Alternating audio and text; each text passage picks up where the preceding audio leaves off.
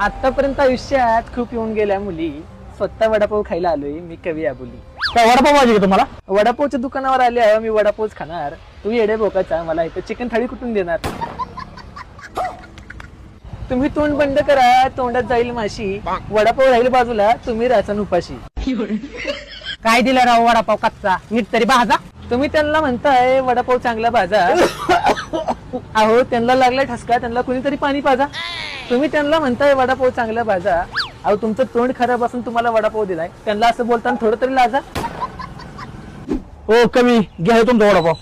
तुम्ही दिलाय आता मला मस्त वडापाव.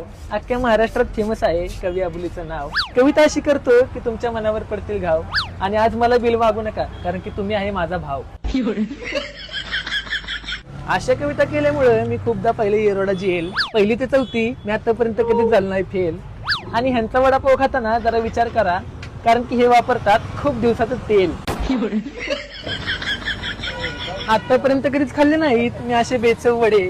तिथला मालक तर आहेच येडा, पण कस्टमर आहेत येड झवे. पण बेचव वडापाव खायला इथं लागतात रांगा. पुढचा भात पाहिजे असेल तर कमेंट करून सांगा.